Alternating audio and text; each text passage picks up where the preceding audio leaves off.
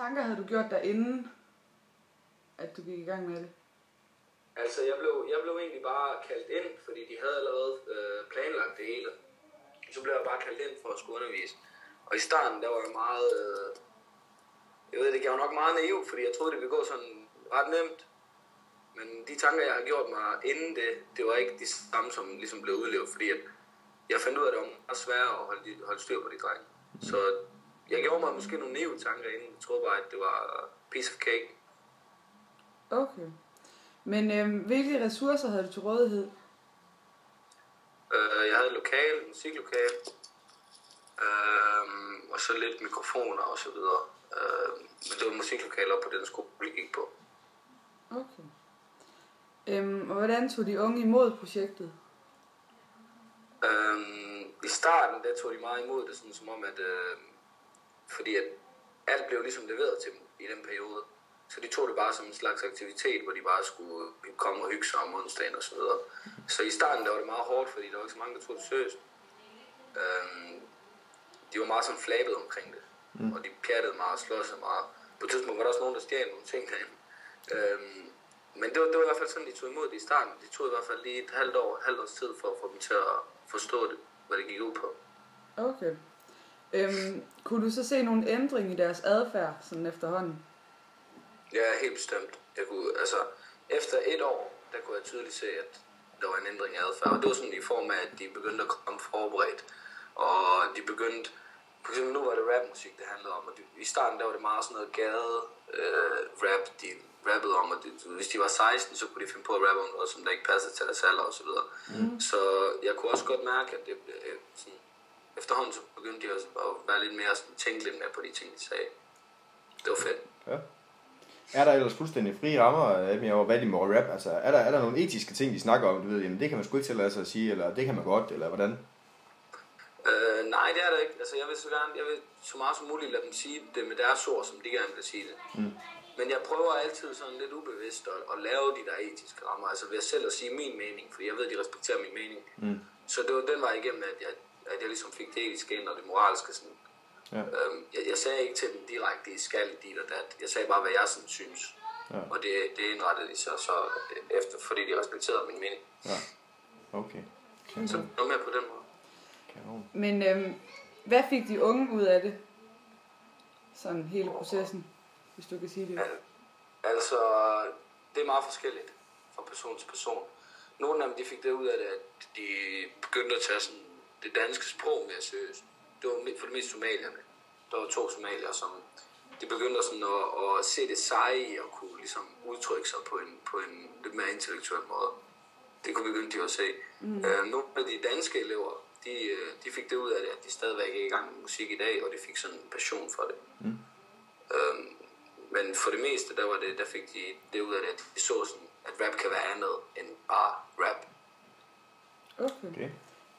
Fik du så noget ud af det? Ja, det gjorde jeg helt bestemt. Jeg lærte en masse selv om hvordan det var at være de drenge der. Fordi at, altså ofte det ser man udefra. Hvis man sådan ser de her flokke guldstrup-drenge rende rundt på gågaden i Herning eller et eller andet. Men jeg så det ligesom mere fra deres vinkel, og jeg forstod det meget mere. De hjalp også meget med at modne mig rigtig meget. For man tog mig et kæmpe ansvar lige pludselig. Jamen, fedt projekt. Fedt, du gør det. Ja. Ja, men jeg gør det ikke længere godt nok. Nå, er du stoppet med det? Nå, eller er det bare endt, eller hvad? Var der en tidsramme på det projekt? Jamen, det var fordi, jeg flyttede til Aarhus. Nå, okay. Og så stoppede det så også bare, fordi at, det var nogle ressourcer, at så skulle vi op i et studie senere hen. Ja. Det sidste år, vi var der var vi oppe i et studie. Ja. Så kunne de ikke få fat på det studie længere og så videre. Og det passede med, at jeg skulle flytte til Aarhus. Nå, okay. Så det stoppede det sådan ligesom lidt. Ja, okay. Ja, men stadigvæk fedt projekt, altså. Det er lidt noget samme stil, vi påtænker at lave. Vi har bare ikke helt din ekspertise i det, kan man sige. Men, altså, I skal også vide, at jeg står altid klar, hvis der er et eller andet. Jeg vil gerne komme og tage nogle timer eller et eller andet. Det vil ikke være noget problem. Fantastisk. Jamen, det var da en fed ressource at have med i hvert fald. Helt sikkert, hvis det var. Det kunne være pisse spændende, altså. Det vil jeg gerne. Jeg er også i gang med at lede efter noget her til sommer her i Brabrand. Ja. Jeg åbner i sådan en ungdomsklub. Okay. Hvor der måske også bliver sådan noget rap-fis. Men det, jeg snakker bare med en af dem, der vil åbne det, så det bliver først til sommer.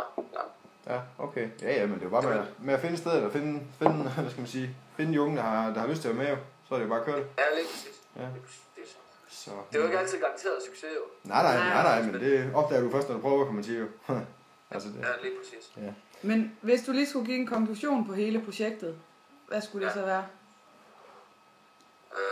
Altså i hvilken forstand? Altså er det godt, eller sådan, altså, giver det mening? Har det været det værd? Ja. Altså, har I nået de mål, som delmål, I gerne ville med det? Ja, jeg synes helt bestemt, at du ved, det har sine udfordringer.